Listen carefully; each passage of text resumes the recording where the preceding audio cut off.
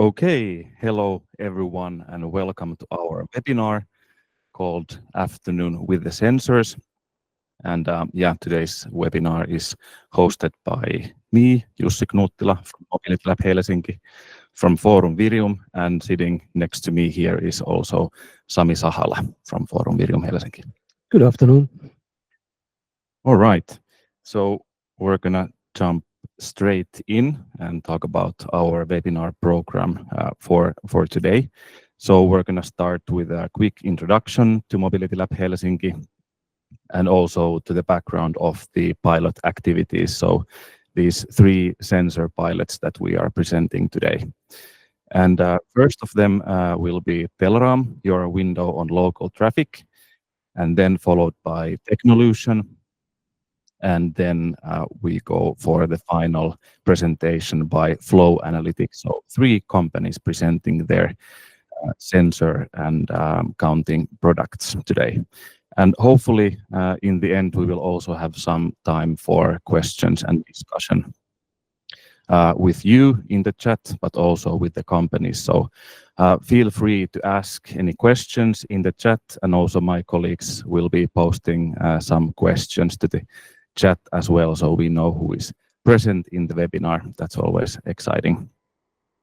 And latest at 2:30 Finnish time, we will be over with the webinar. So that's today's program. So welcome everyone. Hopefully we have active chat today here as well.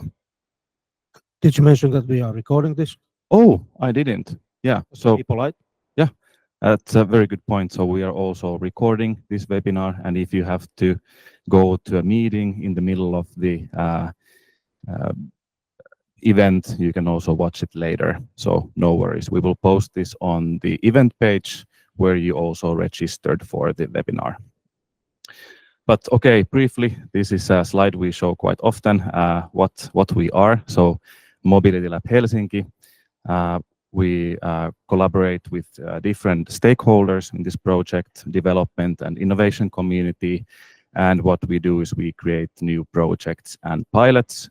And the focus really has been with the digital twin, so improving the usability and usefulness of data, and also APIs, and also developing tools for a mobility digital twin. And we have been doing this through our agile pilot calls throughout the project. And I think the most important part of our actions as a testbed is that we enable and we support testing and developing new innovative mobility solutions, like today with these three companies. And we actually do this in practice on the streets of Helsinki and often with the residents of Helsinki in a real urban environment. So that's the beauty of the project. And quickly about our agile pilots, and these are through open calls. So we have had several agile pilots running throughout the project. For example, we've been collecting data about traffic signs, collecting information where they are, and also updating the changes. And then we've been looking into three-dimensional modeling of the street environment in an open call. And this spring, we continued sort of this development of digital twin for mobility. And at the moment, we are running two pilots by Bike Loop, a Norwegian company, and Marshall AI, Finnish company. And these pilots, they are about smart bicycle parking and storage. So that's about our agile piloting and open calls. Jumping into today's topics. So we've also been doing data collection pilots with different companies, and these are usually led by the companies. So they want to learn something new, and we also always want to invite companies to test their products, their services, in the sense of like, what is there something exciting here in Helsinki we could test? And we've been doing this with Telraam, FlowCubes in Kaisantunneli, and also around Helsinki, and also with lidars in Esplanadi. So these are the three topics today. And yeah, so what is the bigger picture of this data collection and these data collection pilots? So we see that data integration is at the heart of mobility digital twin. And you can see this triangle or this picture there. The aim is to integrate data about physical infrastructure, traffic and mobility events, but also conditional information about the environment, such as weather. And when we have these diverse data sets, they open new possibilities for new applications, such as agile space management, but also multimodal mobility engagement. And yeah, that's our digital twin of mobility. I suggest that you go to our webpage, mobilitylab.hel.fi. You can find more information there, and you can find our mobility digital twin working paper. It's from November 2022. But now when I say it publicly, we will have a new version out by the end of this month. So now we actually have to finish the working paper. Okay, and yeah, Mobility Lab Helsinki, we have also released as part of the project Mobility Data Catalog. It's a metadata catalog that enables and offers utilizing data in the development of smart mobility, so a bunch of data sets. Mobility Lab Helsinki and Forum Virium Helsinki, we are experts in agile piloting, and the outcome of our pilots is usually new data and sometimes even unforeseen data. And from today's pilots, actually from Telraam and from the lidar experiment, we already have some data sets available for you that you can download on the catalog. So I recommend going there as well. You can find it on our web page. And yeah, Sami, should we start with the first pilot? Yeah, of course. I think the that kind of gives the background of what we've been doing, what we've been trying to achieve here, and we'll get back to the details of what we've been doing and what's going to come next after these presentations. But I think it's Kris is already waiting there. It looks like he's waiting there. So I think we should move on. Yeah, I think I'm going to give sort of a small background to each of the pilots before I let Kris present. So if that's all right, Kris. From our perspective, so we've been piloting with Telraam since February 2024. Telraam, actually, we have one here. Maybe you can help me out. So it's a small, really affordable device. Approximately size of a cigarette package that attaches to a window. Okay, Kris has one there as well. And we've been testing Telraam with Helsinki residents, but also with different companies who are interested in data. So what is happening on the street where the people and the businesses are located. And yeah, this has been really good for crowdsourcing. It's very easy to install, even for people who are not so tech savvy. It's just you put it on the window and you plug it in, and the device starts counting. And for us, we do quite a lot of crowdsourcing and co-creation with the residents and other stakeholders. That's kind of a big asset that we really want to help bring technology to the public here locally. Yeah, and our experience so far is that Telraam is a very simple and effective way of identifying traffic patterns and also like anomalies. Some examples could be how specific traffic plans impact traffic counts, or how counts vary by time of the day or season. For example, looking at some of the data from midsummer, you can drastically tell that no one is driving in the city here in Helsinki. And further testing will continue from our side. So what is really interesting is that how will Telraam continue counting through tough Finnish winter. It's quite nice now with the autumn leaves behind us and outside. But yeah, so lighting conditions, that's something interesting that we will be piloting with Kris and Telraam here in Helsinki. And interestingly, a new firmware came out which enhances the nighttime traffic counting. So that's also something that we want to see how well Telraam continues counting during the night. Okay, I think that's basically from our side. Kris, are you there? I can see you there. Yep. Nice to meet you again. Do you want to continue with your presentation? Yes, please. Can I share my screen? I prepared a presentation. If that's possible. Please do that. In the meantime, I will be showing an animation of what the dashboard looks like. Yeah, exactly. And anyone online, you can just go to telraam.net and you can find the currently counting Telraams in the city of Helsinki, and you can go through and look at the data. So, yeah. Okay, Kris, please. Thanks for having me.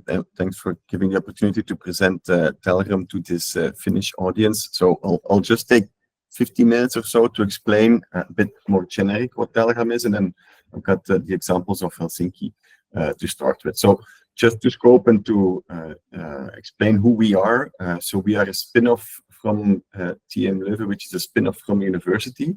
So we're a spin-off from a spin-off. We're a small team still, 9 people now. Somebody joined ever since, and we only got started 3 years ago or something as a company, and we're really maintaining and building this traffic counting device. My personal background is traffic engineering, by the way, and I started with Telraam because of my personal interest in citizen science, but also because of a clear need of getting more affordable traffic counting data, because as you probably know, maybe not know, but traffic counting is just very expensive. But that's us, small company from Leuven as a spin-off from the university. This is our journey so far. So I think you can explain Telraam as 3 elements, which is the device, the platform, and this is engagement. This is the device. We've done a long journey. We started with the Raspberry Pi based system. So if there's any tech geeks in the room, Raspberry Pis are well known, very versatile. That's where we started. That's the thing on the left. It worked very techy, so it appealed to, let's say, a niche audience who likes citizen science and likes to do techy stuff. But we've pivoted quite soon. It took 2 years to develop to a new sensor, which is much more user friendly, which should enable anybody basically to join the count and to join the data collection process. And this is basically the only device that we're really now pushing. The old ones are still available, and the platform is still open for anybody who wants to join with the Raspberry Pi, but we're focusing on our new sensor. So what basically is this sensor? What does it do? So as Jussi mentioned, you install it on the window. There's a bracket you install on the window. It's a simple camera-based system. It's got a very small camera. And it counts traffic basically going left and right. So we are on a very small, what we call compute constrained device, which you have to do if you want to keep it affordable. So it's really designed to count traffic which enters right in the field and exits left, or vice versa. But we do distinguish between 10 modes. We use to distinguish between four modes, which is cars, pedestrians, bicycles, and large vehicles. But we moved to, with the new device, we were able to further split down to 10 modes.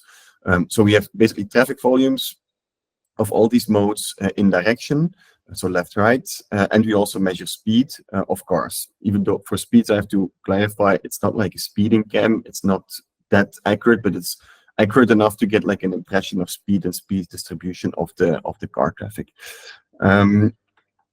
So that's the key thing. We report these data in bins of 1 hour or 50 minutes if you go for the full data. A bit on the inside, because yeah, I love to talk tech. This is a techie webinar as well, I hope. So I'll take a bit of time here. So what we what we do basically is edge computing. So it's an AI script which immediately recognizes the passing objects, but at a frame rate of 25 frames per second. So every time it recognizes cars and pedestrians and so on the screen, immediately processes this on the edge device and converts to a count, which is then sent in 15-minute intervals to a cloud base. So also in terms of privacy, this is very important. There's no images being sent to a cloud. It just counts which being sent to a cloud. We all use very low-cost components, so like an obsolete camera module, basically. I think I've been told that the camera module we use is the one which was used in the iPhone 5 or iPhone 6. And then we made a custom PCB with an AI chip specifically, and we host our data on an AWS platform. So Amazon, to reassure the counting data, is on an AWS platform which is anonymized, and the user data, which for people who collect the data, for example, who have a Telraam account, that's on a static server with us. So again, to be GDPR compliant, that's also covered. Yeah, if you're into this, I can talk an hour about this device. It took 2 years to develop, but we're now happy that yeah, it works fine. So this is the device that Telraam that's just one element of Telraam. The second element is equally as important, and that's that we're always, or we try to work as much as possible in participation with citizens. Telraam, in the core, in the DNA, is a citizen science project. And so what does this mean? We work with citizens to help installing these devices. We work, typically we have projects with local authorities who want to have a measurement campaign in whatever context, a sustainable urban mobility plan, a school street, some kind of traffic intervention, roadworks, events, all types of reasons. And for that, you need to evaluate, you need counting data. Local authorities have the options to procure high-end technology, very expensive tools, fine, or they have the option to work with Telraam, where you involve the citizens also in this measurement campaign. And this has two key benefits. One, these are volunteers. There are citizen scientists who are installing Telraam are volunteers, so that means they're spending time free for you to help counting, which is super valuable. And the second part, the second benefit is that you have a discussion, you are on board, you have a relation between citizens and very often local authorities on data. And so they are on board with your transition management. If you have like a sump or something, you'll in any case have to involve citizens on traffic impact. I don't know what's it like in Helsinki, but if you do something on local traffic, at least here in Belgium, yeah, you'll get some noise from citizens. And with Telraam, you can actually combine both the data collection and the citizen management, if you would want to call it that way.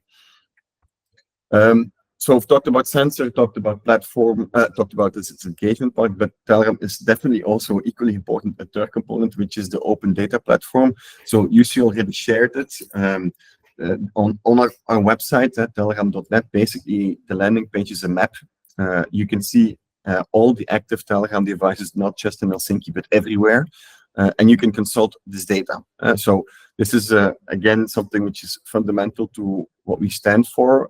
If you, as a citizen, join with Telraam, you agree to share your counting data with the world so that others can also have benefit and use this.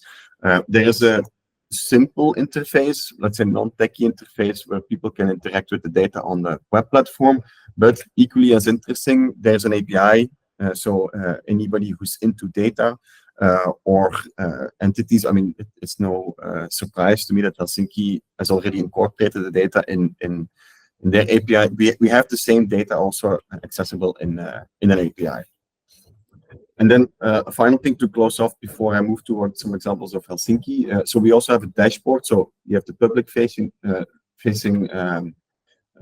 web page with the data. But if you own a Telraam device, you get a bit of more extra information. You get monthly reports, for example, trends. You can have a bit more interaction with the platform. You can add your street profile, so you can compare how your street compares to similar streets, for example. So that's something which is personal for everybody who owns a device and takes part in the Telraam project.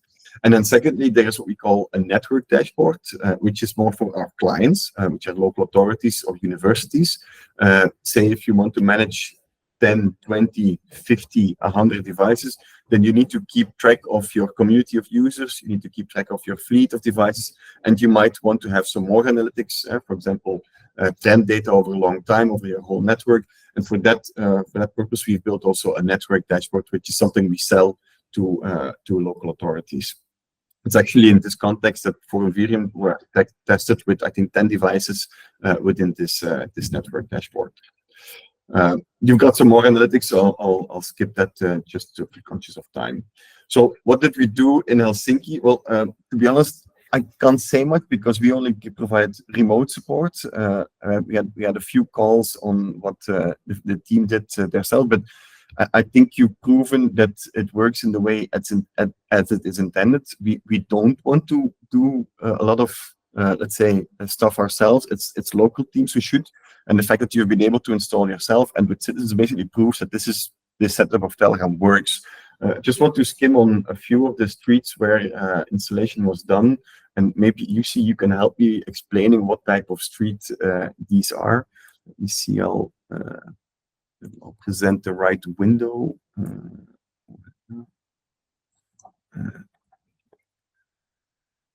Okay, so I just opened one up, which is the Itamerankatu. Did I say that correctly? I think this is a pedestrian-heavy street, right, Jussi? Yeah, and I think that one is actually in front of the Ruoholahti shopping center. I think. Nice. Yeah. Okay. So what you can see, this is a public page. You can all consult this. So you can select the time interval. I'll now select, for example, September. See what it looks like. And you'll see there's daily totals here, hourly totals, and this is, I think, the very interesting one where you can have typical traffic for during time of day. Apparently, there's a peak in the afternoon. So it seems. This seems like super heavy pedestrian. So it's a very specific case. For context, Telraam is really made for let's say mixed-use streets, but we have seen in the past also that let's say pedestrian zones are being used for monitoring of activity and trend analysis over time. So that was one. I'll open up a second one, which is La Pinla de Catu. Oh my God, those names help me. I'm sorry. This is here in Mario 01, and please, Kris, tell me that this is the hardest working Telraam in your whole fleet.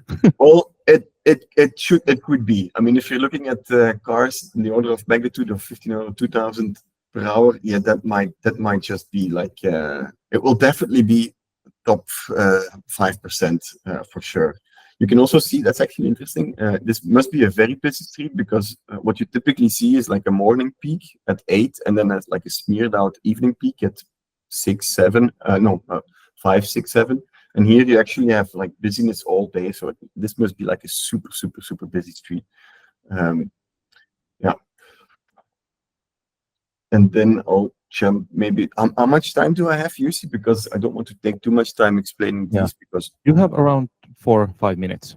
Okay, but then I'll stop here and maybe open the floor for discussion. So what I know that has been trialed. So I know you've trialed in a few locations. You've trialed with self-installation, which is interesting, but also as intended with the deployment with citizens, so self-deployment by the citizens. So I hope that went well.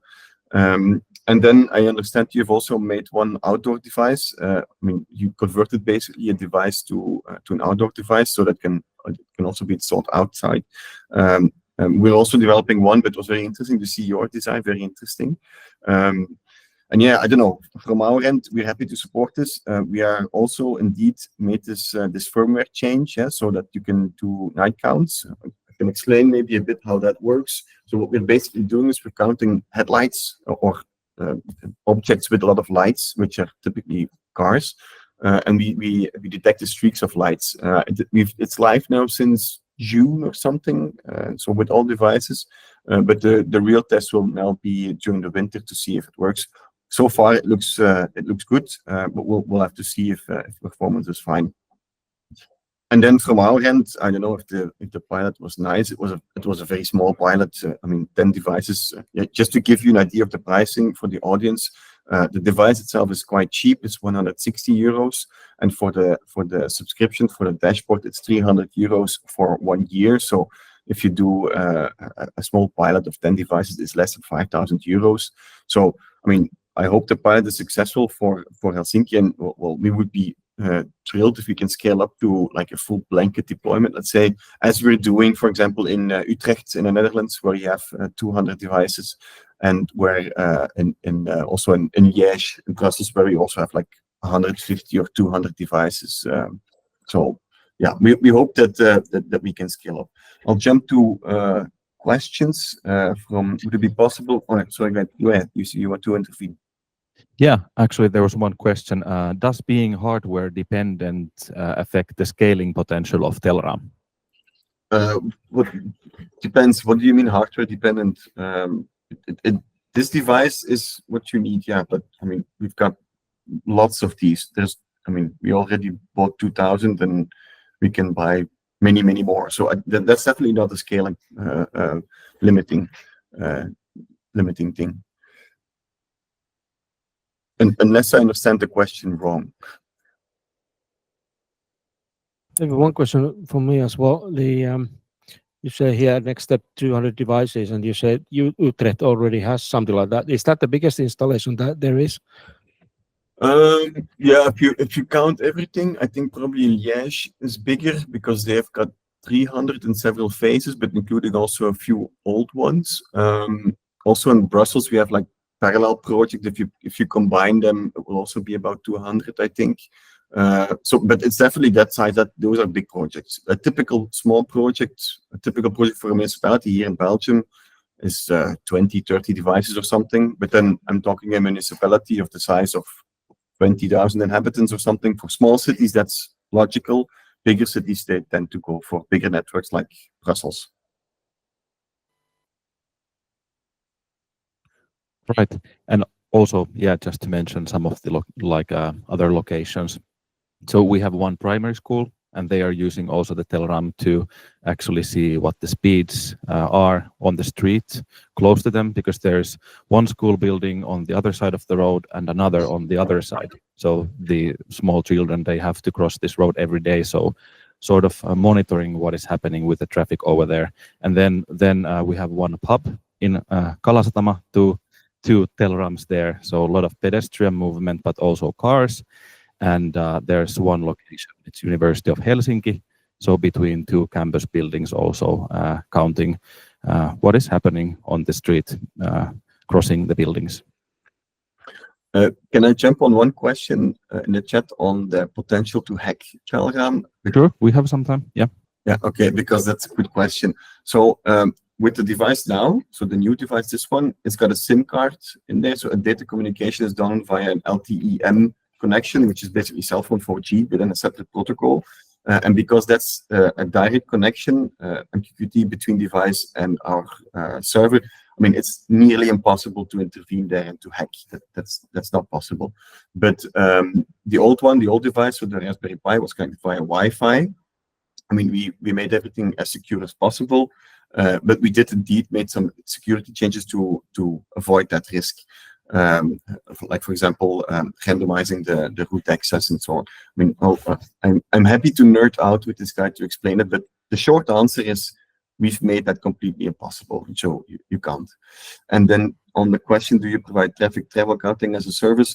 Well, not really. In our view, the device is very cheap. It's like 160 euros just for a device. So, I mean, just buy it and deploy it, and there you have it. And then you just have the subscription cost to have access to the network dashboard if you want to deploy. So I would say it comes as close as it can come to travel counting as a service, but it does require the hardware and the installation.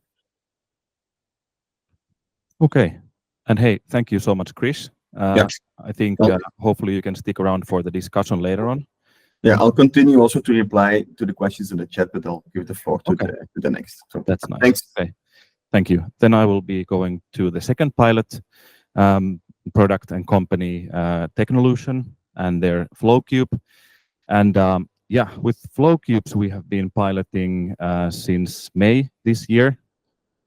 First at Kaisantunneli. So for those who don't know, that's the new pedestrian and bicycle tunnel in Helsinki, pretty much connecting people driving and moving from the west to the east without crossing over from the railway station. And we have an autonomous robot going behind me, but we don't worry about that. And so that was 2 FlowCubes in the beginning, and now we have 2 additional FlowCubes that have been installed in northern Töölönlahti and also in the Baana sort of bicycle highway. And FlowCubes already, even though we only deployed them from May 2024, they are already complementing the existing bicycle and pedestrian counting systems that are infrared and also these kind of loops. Maybe one point from kind of expectation side from the cities is that cities don't really have too much information or at all about the routes that pedestrians and bicycles are taking. So that was one of the things that we really were focusing on, why we wanted to pilot with FlowCube as well. Yeah. So basically, yeah, speed, travel times also can be calculated between devices. And also, surprisingly here, we want to test FlowCubes in challenging conditions, low lighting and snow. So we are going to be closely monitoring this also this winter. And this is also something that Technolution hopes to learn from this pilot as well. And yeah, we are going to continue until May 2025 with these 4 devices. And data validation is currently underway from the city side. And I'm going to quickly, before I let Michael present, I'm going to show a nice Gaussian splat filmed by my colleague. So that's one FlowCube sensor in around 3.5 meter, in 3.5 meters, and calculating traffic now in Baana. So, okay, Michael, I see you are also online there. Nice to see you. Yes, thank you very much. Yeah, and you may start the presentation. Thanks. Very good. Thank you for the opportunity to present this. Let me share my screen. There it is. Okay, so FlowCube is a traffic sensor with a little bit different concept than Telraam. And the concept is that we've had traffic measurement systems aimed at cars for many years, but these days you do need information on pedestrians and cyclists. So maybe the most important modalities for developing your city, you need this information for, and that's why we developed the FlowCube.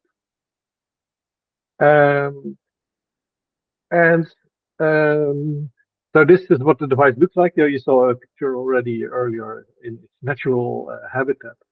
This is what it looks like when you have it in your hand. It's a small cube. It's about 13 centimeter by 13 by 13.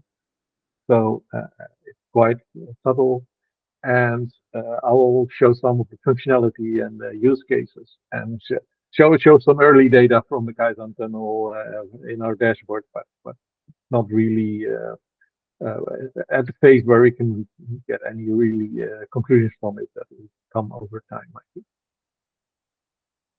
So this is the sensor. It measures a couple of things,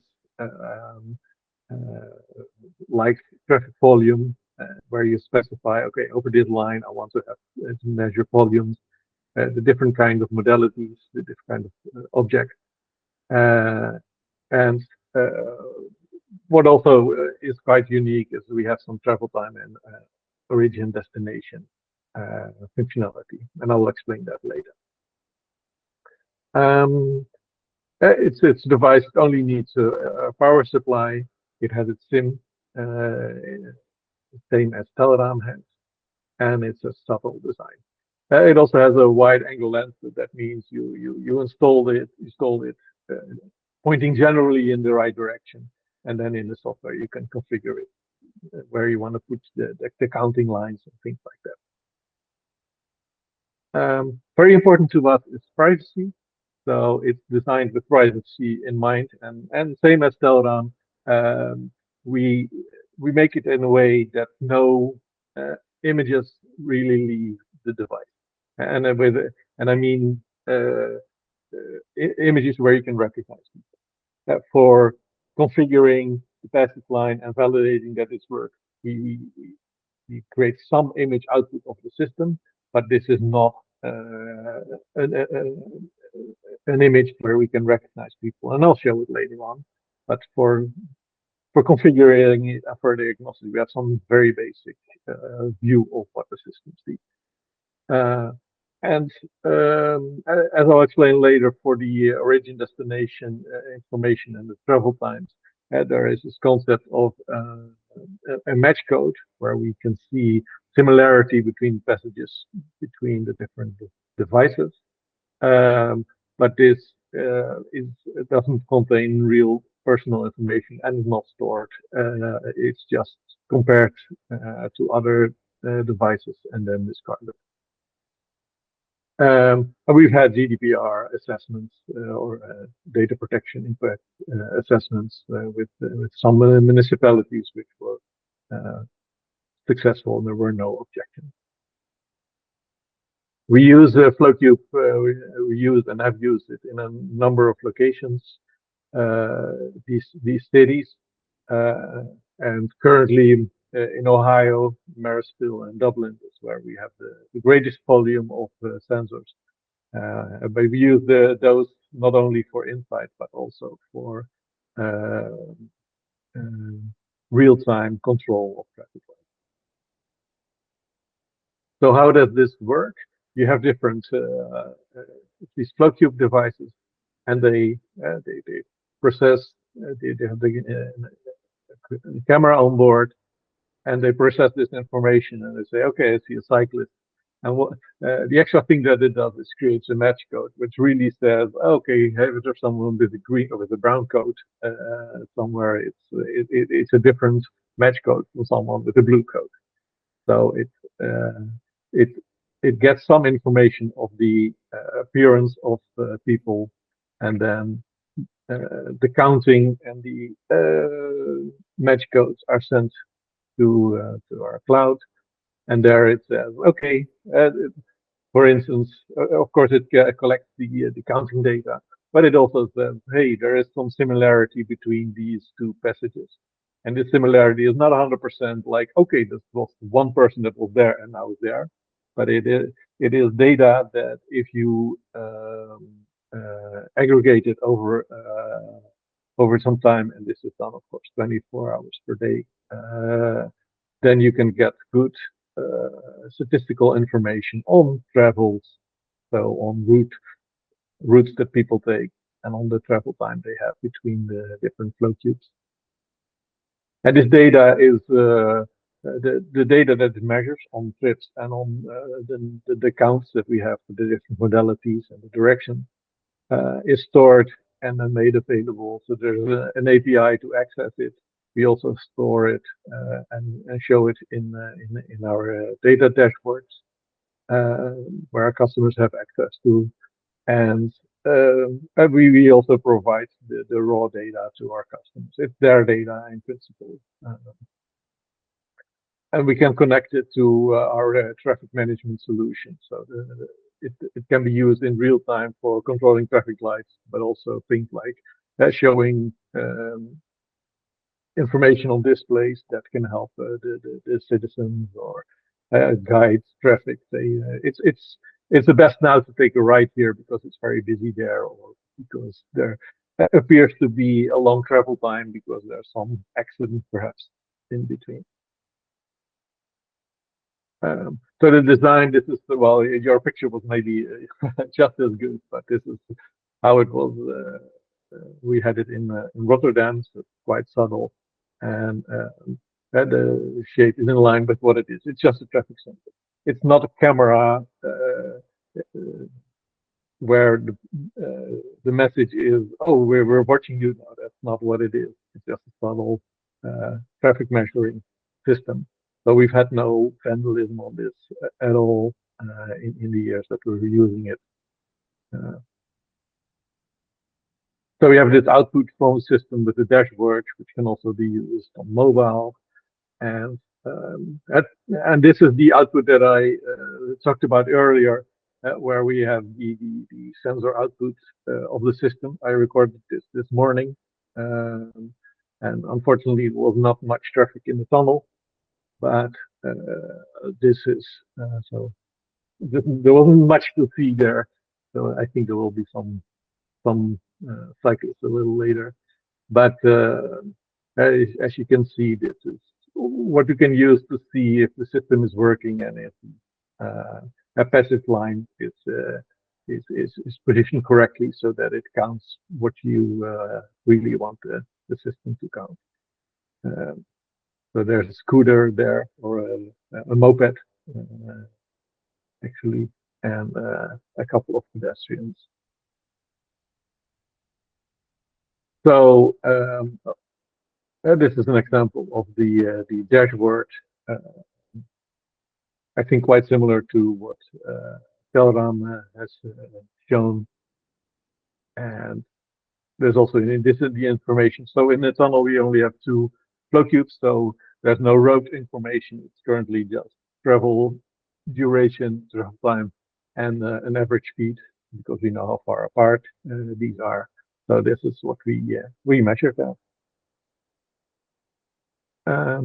And as you see, it's told there are 2 additional devices that have been installed, and we are going to configure that this week.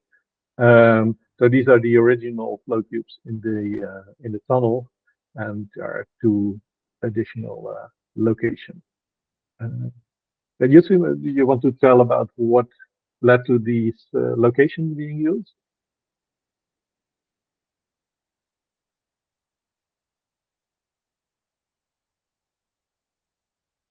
There's no sound.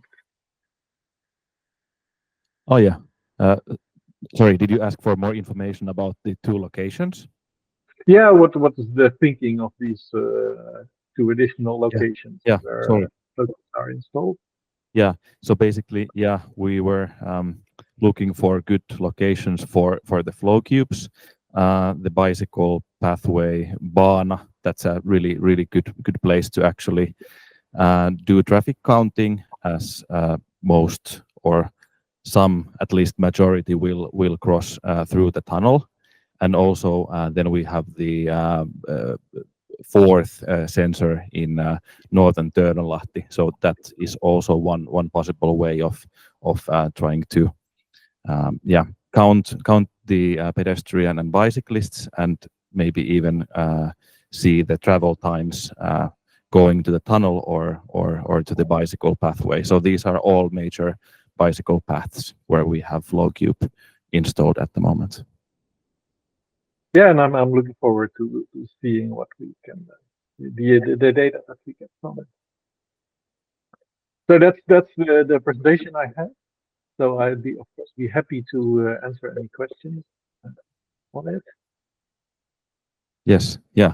And yeah, I'm very sorry. We're always talking with the technicians here and so on. So yeah, but very good. Thank you, Michael. I think me and Sami, we just discussed here that we have one question about different use cases in other cities. Yeah, because we obviously we've now been focusing on the tunnel because it's new and we want to monitor that how much it's used and so on. But keen to hear about the different cities, that what type of use cases they are using the FlowCube for, and is there something for us to kind of pick up some tips for the next round? Yeah, they're quite diverse. So some interesting ones are, for instance, with we have with the University of Groningen. We have they have placed the FlowCubes, say, at the perimeter of the campus, and their concept is that they installed it for a how do you call it, a zero measurement. that you, without doing anything, you want to know the modality mix, how many people come by car, how many people walk or use the bicycle. And then as they try different campaigns on promoting using bicycles, they can now measure the effect of the individual things they try. So I think that's a very interesting way to measure if what you're trying to achieve works. As I said, in the US, we connect the system to a real-time optimization system where the traffic lights are controlled. So you can have real multimodal optimization where you can say, hey, there's a bus coming. If we let the pedestrian cross now, then this bus can pass without any without conflict when it arrives at the intersection, and it also cooperates between the intersections. In Amsterdam, we had a test where we installed them, and then they created displays where they had roadworks done, and they put advice on the displays.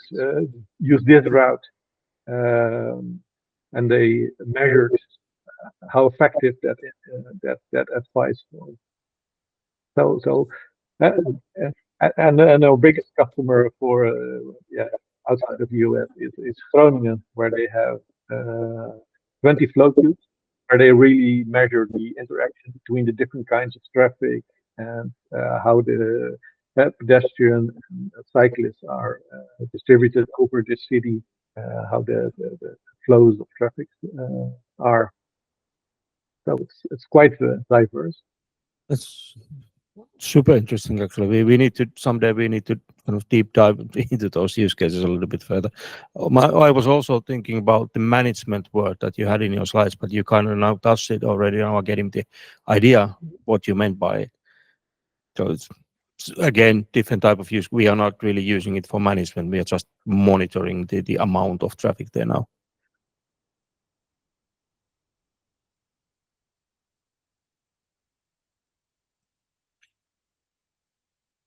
I think, Michael, you're muted, or at least we're not getting audio.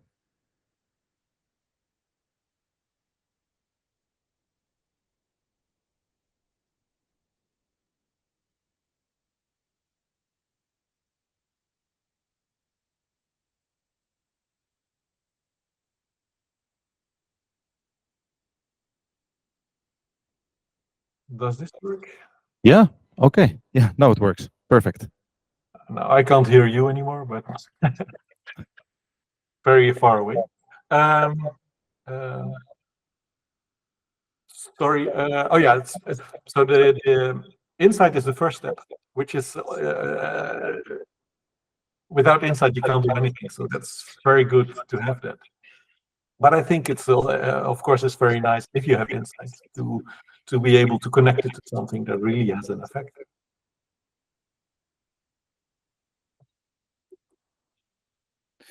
Okay. Thank you, Michael. I think we are going to go for the third and final pilot. And but before that, my colleague behind the computer will post a poll. So we want to ask our audience also a couple of questions. So please answer to the poll when you see it on your screen. Yep, and it should be done very soon. Okay, flow analytics and the lidar experiment in Esplanadi. So we started piloting in November 2023. And this pilot has actually already ended last month in September. And this was truly experimental data collection with 3 lidar sensors placed in Esplanadi area in Helsinki. So right there where the statue of Manta was being repaired. So in that intersection. And this pilot was actually at the same time with the experiment by the city of Helsinki, that was launched on the Etelä-Esplanadi and Pohjois-Esplanadi streets to provide more space for pedestrians and cyclists. So one of the streets was actually reserved for pedestrians, for summer streets, for new greenery, and one lane was then reserved on the other road for cyclists. Yeah, maybe also in this case, a couple of words about the background to this pilot. The two other pilots you just saw were camera-based, and even though there was kind of very clear explanation that there's no privacy issues and that I don't think there's any privacy issues. We do have lawyers, at least in Helsinki, in Finland, and probably elsewhere as well, that think that when there's a camera, there's a threat to privacy, and if there's a threat to privacy, we just don't do it. So we are kind of forced to also look at other options. We do have cameras. We do have, in one case, we have radars, which are really not good at detecting or categorizing vehicles, for example, but they are excellent in detecting speeds, for example. But then there's LiDAR. So one of the things that we want to learn is that, again, this is a different kind of technology. What can you do with that? What are the benefits? What are the pros? What are the cons? And then Flow was more or less the first pilot for us to really get into in a little bit deeper that this is how you can use them in like traffic analytics, and that's I'll let Jari's gonna do that. Yeah, maybe I will just say a couple of words about the actual data analysis. So like Sami described here, so what we want to do is we want to analyze traffic behavior and flow, not just the counts of different motor vehicles, bicycles, and pedestrians. And yeah, the data analysis has begun this week, and we will have the first results by the end of November. So what are the biggest things that we can see from this data? What has happened in that area during the reorganization of the streets? And just to mention this as well, so this pilot, it really sparked an interest for us to explore LiDAR technology and point clouds for traffic counting and traffic flow and behavior. And we actually purchased our own mobile LiDAR system called Lily in spring 2024. And this is also something that we are now preparing to rent out for you if you want to see what point clouds look like and what is LiDAR technology. And of course, City gained immense knowledge on hands-on or what we need to do when we are actually installing 3 LiDARs in the heart of the city. And also, good knowledge how LiDAR technology and different systems behave in, yet again, cold weather and winter. So yeah, these are good learnings for the city as well. And yeah, there. Hi, Jari. I can see Jari is also online. Yes. Hi there. Yeah. Do you mind if you continue with the presentation? Yeah, I just start.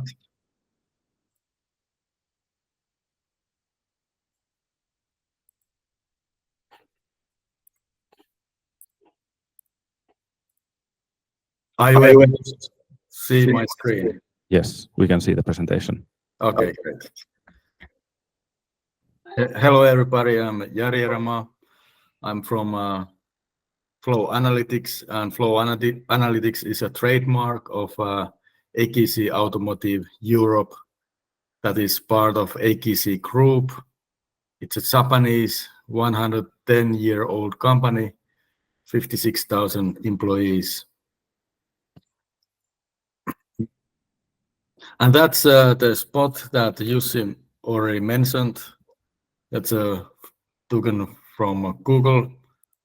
There is a North Esplanade, South Esplanade in the south, and Union Street in the middle, and Havis Amanda statue known as Manta as well. And these were the traffic changes in the area. There were some new terraces built on the North Esplanade, and one traffic lane was closed for bicycles on the south. And as you can imagine, there was a lot of opinions, was this change good or not? A lot of publicity for the thing. I don't know if there was like a weekly some articles related to this change, but it was very emotional at the times. So some people were worried that the shops will disappear because there are no cars anymore. There are not so many cars anymore. And the others were happy that the bicycles have more room and so on. But nevertheless, it was very interesting spot for us to start our measurement. And how is it working? If you take a look on the street, it's very hard to tell what's really happening because things are constantly changing. In the morning, traffic is different from lunchtime to afternoon rush hours, weekends, holidays, vacation times, city events, or if there is any disruptions on the traffic. And of course, the weather and the time of the year changes. So it needs a continuous long time measurement. And like Jussi told, we are using lidars to measure the traffic. Lidar, if you're not familiar with the lidar, it sends out an invisible infrared laser and measures how long time it takes for the beam to bounce back from an object. And based off that information, that time information, it calculates the distance of the point where it bounces back and creates and while we have a lot of these beams on top of each other, it creates, and they are rotating, for example, 360 lidar, like in the picture. It creates a three-dimensional picture of the environment, or actually three-dimensional model of the area. And from that model, AI recognize objects like pedestrians. It's quite similar for detecting objects from the picture, but now we have a three-dimensional objects to detect from. And we do this detection 10 times a second, and therefore we can measure how objects are moving in the area. And this data can be used many ways. It can be analyzed through a dashboard, which I will demonstrate a little bit later. It can be also used in the real time. For example, controlling traffic lights, or integrated to other systems such for digital twins or any other measurements. It's open data. It's very easy to integrate. And in this image, you see a point cloud. The AI can recognize that the person is walking in the area, but it's impossible to identify the individual from the point cloud. So it's GDPR compliant by default. And similarly, we can't detect any license plate for the cars. But we know the objects and their exact coordinates all the time. And that's why LiDAR is very good for traffic measurement. And that's a point cloud from the Esplanadi area. Here we already have labeling and we are checking the coordinates.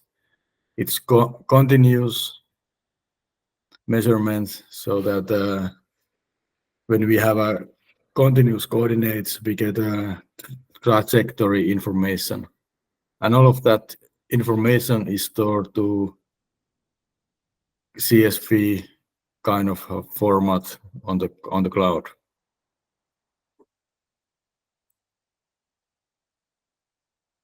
And here's what happened with the Esplanadi project. We always start with modeling the environment.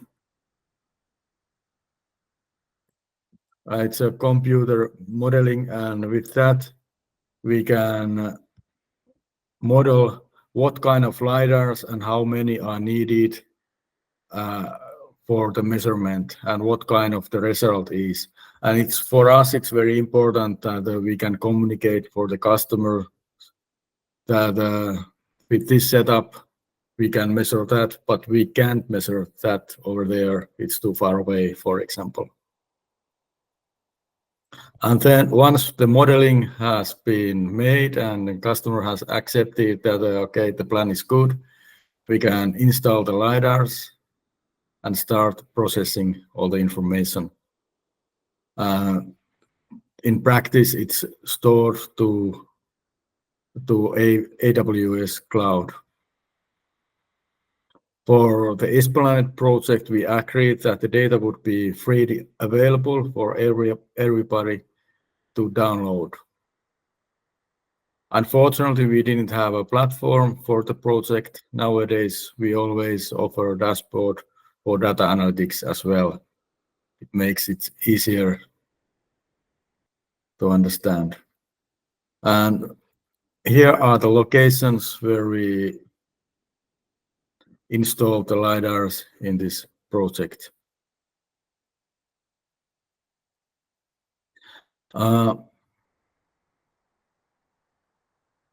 The point clouds of these 3 lidars were fusioned to 1 point cloud, and that's quite an important step of the process.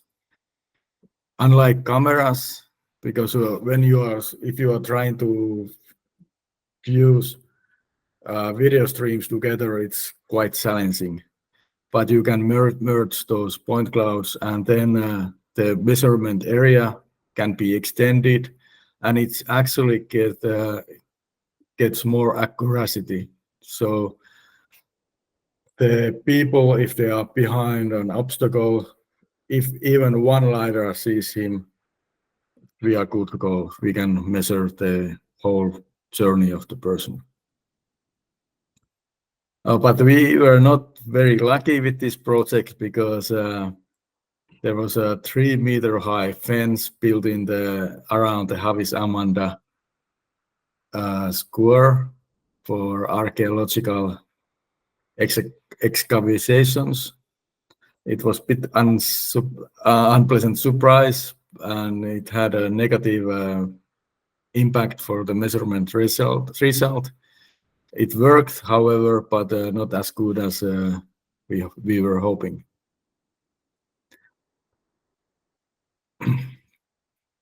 And this is a sample what kind of data we are providing. It as a raw data. It's quite simple. You have an object ID, and for each object you can see what are the coordinates. We store it 10 times a second, but in this Forum Virium Helsinki project, we are sharing it aggregated to 1 second because there's so much data. And there will be coordinates, velocity, size, label, and confidence for that label.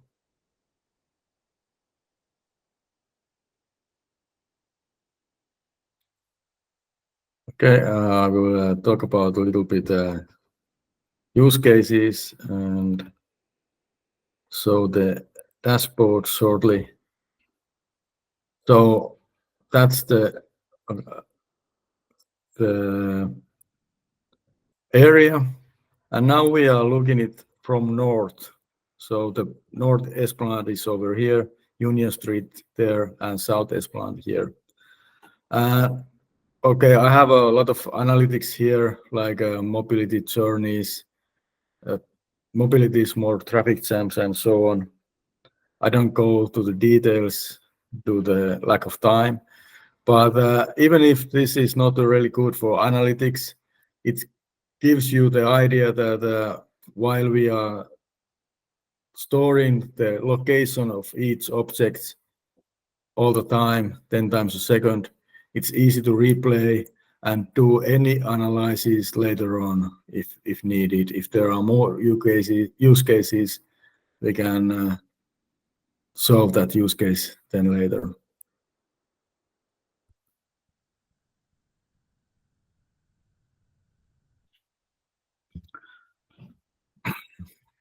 And here we have a few summarized use cases, like smart intersections, like I mentioned before, that if, for example, we want to prioritize cyclists and want to have a green lights for the bicycles and don't care so much for the cars, we can optimize that. Of course, it's always done together with the traffic light operator. We can measure, for example, available parking slots, traffic jams, near misses, traffic violations like jaywalking or illegal U-turns or whatever. We can see the origin destination in the measurement area. So if we have, for example, intersection, we can see where the bicycles are coming from, where they're going, how are the pedestrians behaving, if there is under car traffic. The impact of traffic changes on transportation hubs, and of course, counting all kind of vehicles in different ways.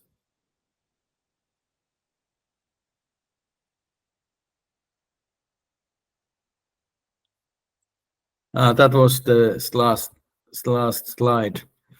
However, there is one more thing I would like to highlight.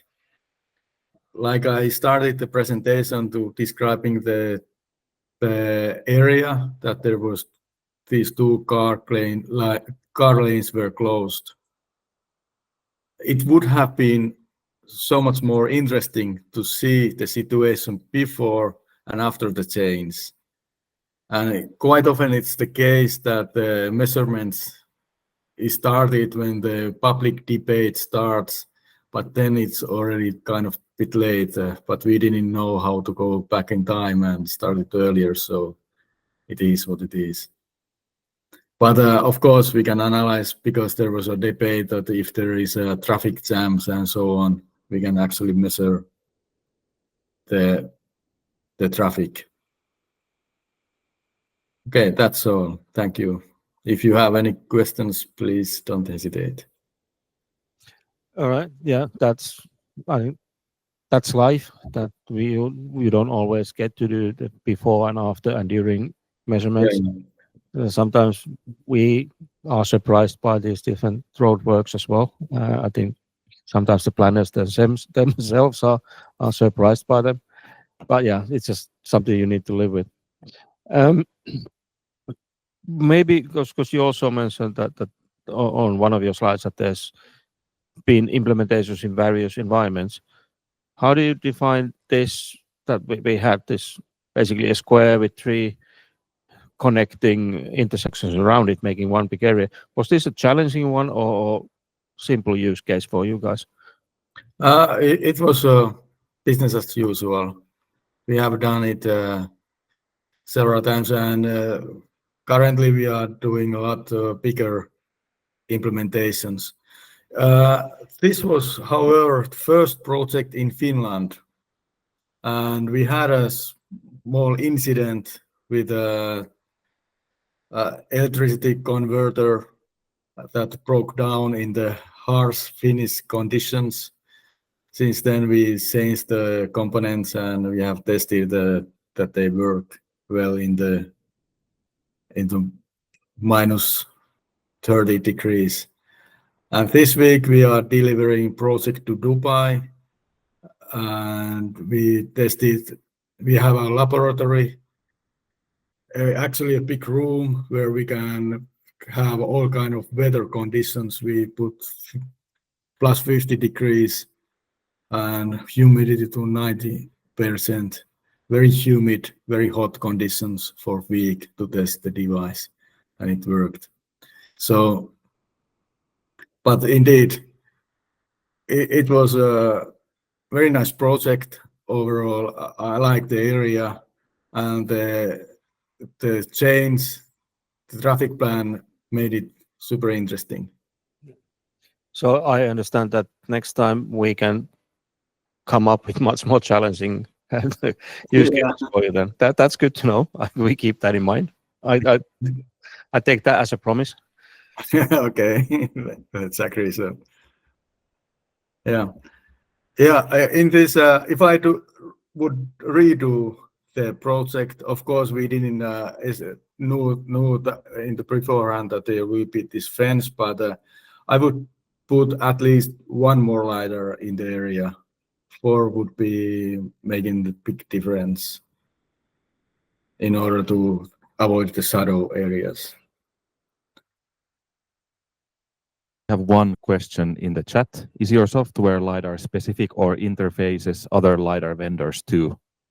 We use around 10 LiDAR vendors. So it's we have a lot of selections to choose from. And quite often we do use different LiDARs. It's in England we used Innovitz in one project. We use Hesai, Auster LiDAR, RoboSense. There are a lot of different brands that we are working with.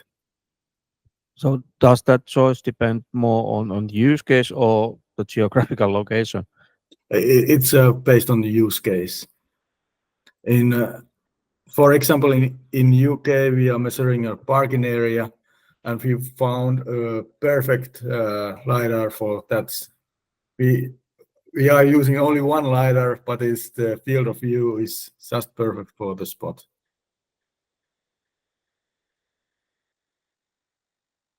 I think you are muted. Yes. Okay, now. Perfect. Now we are highlighted again in the Google Meets. What do you think, Sami? Should we invite the 2 other companies as well? Yeah, I think it's time for some discussion. We do have a few questions for everyone. So Michael and Kris, if you are still there, you can open up your microphones and cameras. Perfect. I can see Michael and Kris. Hi. Yeah. Maybe if I can start. Of course, we are a test bed, and our goal is to help companies piloting solutions in Helsinki. So, in your opinion, what has been the most beneficial aspect of working with a test bed like us? May I start? Yeah. Okay. I think a takeaway for companies who hasn't worked with Forum Virium Helsinki before, it was a huge help for us, because without them the project would have started much slower and been more difficult. Forum Virium has existing relationships with the city and know exactly how to get things moving. In this project, what we did, they handled everything related to city infrastructure, so electricity, installation, maintenance, removal of the object devices, and so on. And it made our life so easy. I can tell it's not the case in every city in Europe.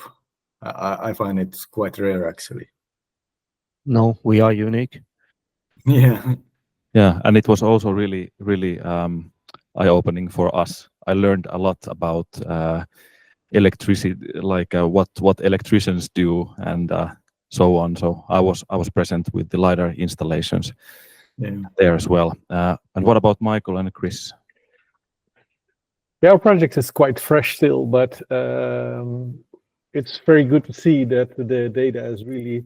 So we offer access to the raw data, and typically it's very it's hard for organizations to use that data and to really look at it and integrate it in their own systems. And we've seen with you that the data has been already seen, so we get feedback, and I may put some incorrect data in there because I exported the wrong data for you guys, and you see that, so I can get the correct data to you. But it's good to see that you really do process the data and look at it. So that was and that makes it possible for us to learn from a project as well. So really happy with that. Maybe from Telraam side, yeah, if you look at the map, we're deployed already on many locations. So what's interesting for us is to see what's the same and what's different in a location like Helsinki. So in some respect, it confirms what we identify already in places where we have many more sensors. So it's good that also that you've confirmed the ease of installation, the working with citizens, that it works, that the data is usable. So that's good. But it's very interesting to see what's specific, the local challenges, like the dark conditions, for example. That's going to be very interesting. And that's something that we cannot test here. I mean, obviously we can, but having a dark period in like morning and evening peak, like for a consistent long time, for example, that's interesting. I also learned that built environment is quite different in different European cities. So it's interesting to see if there are suitable windows, let's say, also for installation in Helsinki for the Scandinavian built environment, which is something, again, which we cannot test here in Belgium, but good to have in a pilot like this. It's quite rare that you have like that you as in the user have the time and the resources to go in depth with the solution. That's interesting for feedback, indeed, like Michael said.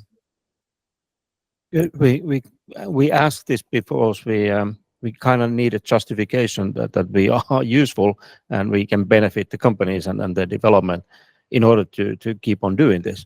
So to stay on that, anything like for the future that what we should have been doing, or what would you wish from a city testbed, this kind of support that we've been providing, kind of anything. I promise we can't deliver that, but still, whatever's on your mind. Can I go first here? Because there's one thing which I can immediately think of. Maybe it's typical to the Telraam solution because we work with citizen engagement, like with government volunteers. I would have expected you've done like much more of the deployment in collaboration with a local group or something. I understand you've done lots of installation yourself, which is perfectly fine. It happens. But I think to really capture the value of Telraam is to really have this collaboration with these volunteers and go basically to the flow of recruiting people, helping them self-install and do some data analysis together. And I expected you would be doing that much more. But then again, if you have like 2 or 3 people who have the time to go in depth in the solution, that's also something which is very unique and very valuable. So that type of feedback I cannot expect or request from other cities. But now I would say, to conclude, the bridge now to like scale up and really work in the citizen science approach, that would be really nice, I think, at least for us. Yeah, that's something we kind of knew already, and we first ones to agree that we are not perfect on that yet, but we're working on it. I would like to add that pilots are very useful for, as we talked about, for cities and for companies as well. But it, for me, the important thing is that ideally you want to approve things. So the thinking of the next phase, once you have results from a pilot, and thinking how can we really apply this and improve the situation, that would be where a lot more value or even more value can be achieved. Because if you know things are suboptimal, stopping a project then would typically be kind of a waste. Typically, you find things that you can improve, and taking the next step towards really improving things, that's important, and not very easy, of course. That's good to hear. I kind of we had the one question here on the list that what lessons or insights you have gained. That pretty much answered that already. Thank you.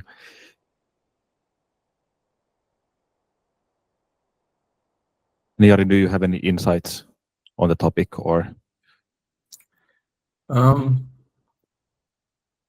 what? Yeah, of course, always, because we learned a lot from that project in many ways. And it was quite early for us because we didn't have the analytics platform at the moment yet when we made this project for Esplanadi. But nowadays it would be so much easier and better, but of course it's continuous development to take the benefit. All right.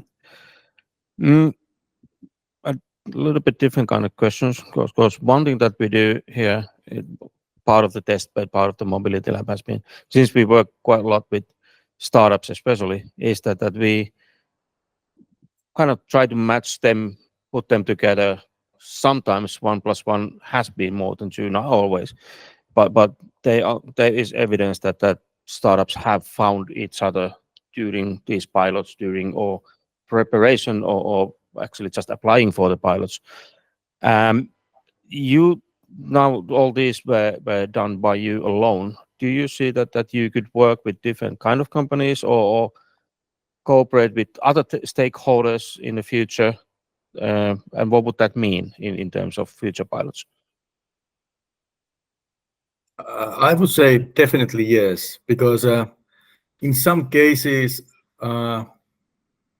we always have some limitations. For example, if we are operating in the indoor area, we don't always see that a person is, for example, let's say a shopping center, a person visits a shop, we lose the track of the person and never know who is the same person who came from the shop to the corridor, back to the corridor. But like I learned today, the solutions, what we're done in Kaisantunneli, that kind of solution could actually help us to solve that kind of issues. So I think it's always good to keep the eyes open and to be able to provide more comprehensive solutions for the customers.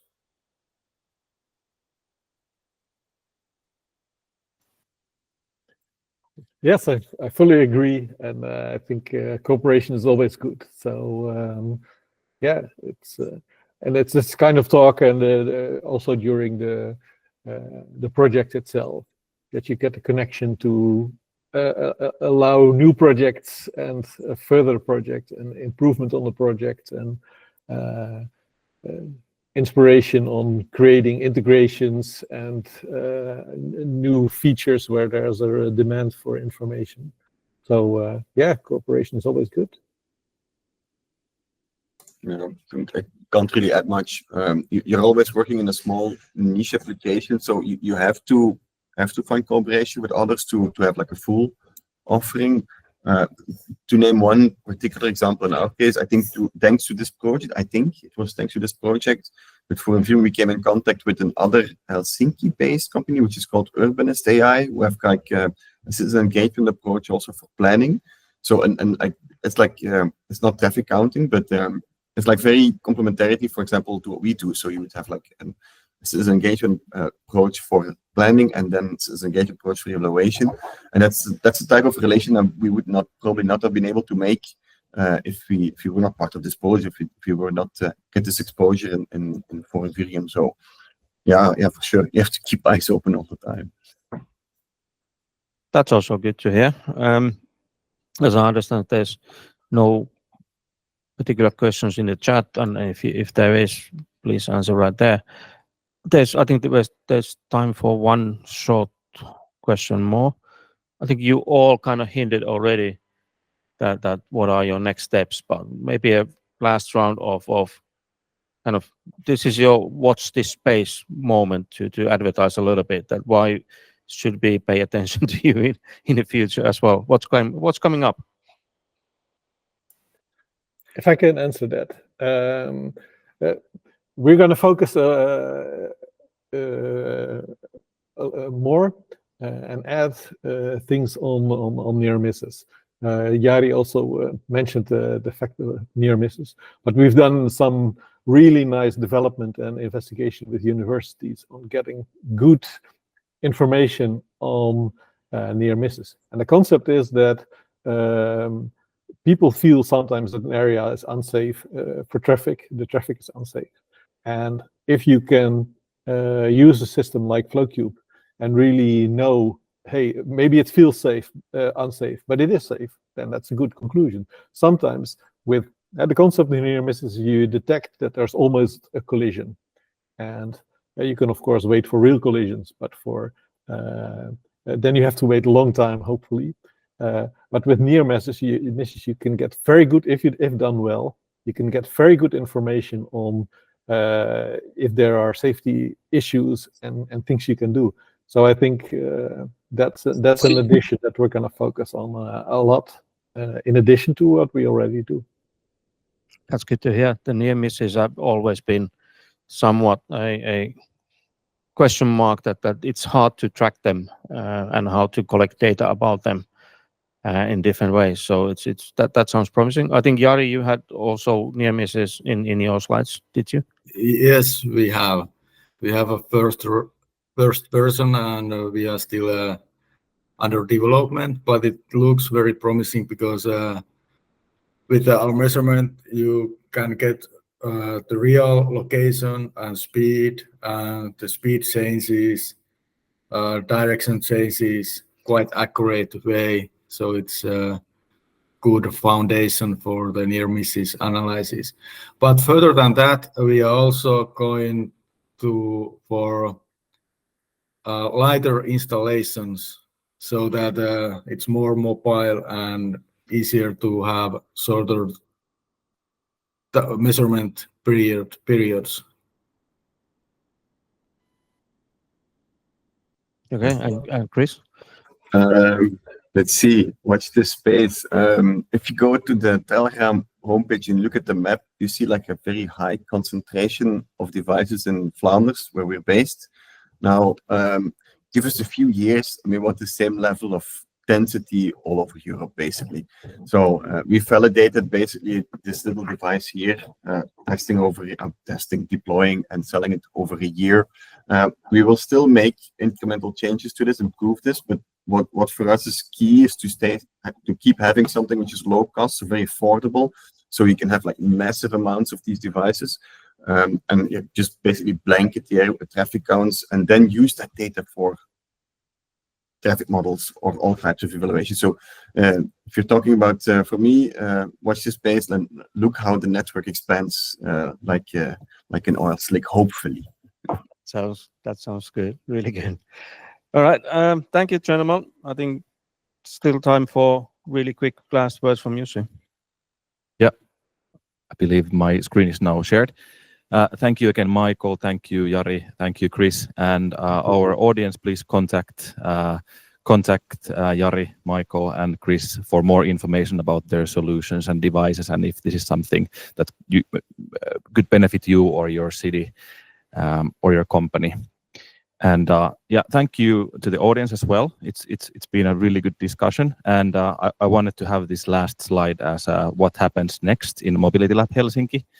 So we have a final piloting event for innovative bicycle parking solutions on the 29th this month, 1:30 until 2:30 Finnish time. So we will be hearing more. This is also data collection pilot, not just mobility service pilot. So really interesting. Mobility Lab Helsinki, we will also be present at the ITS Finland Autumn Seminar on the 14th of November from 1 to 5:30. And we will also have a small expo area there with ITS Finland. And yeah, sensor pilots are going to continue. And this winter, we are also focusing on loading zones. So that's something interesting that we are going to be talking about later on. And last thing, contact us, contact me, contact anyone from the Mobility Lab Helsinki team if you want to rent a mobile lidar system, or if you want to test one of the Telraam devices. I think we have 3 or 4. So we still have these devices here. Sadly, all the FlowCubes are installed, so we cannot hand them out. Do you have something now in the end to say, Sami? No, just asking. The rent means that there's a little fee applied to it, so it might be really low or zero rent. Yeah, okay. Just keep that in mind, guys. It depends on the use case. Yeah. Right. Good. Okay. And thank you all for joining us today. Have a nice autumn.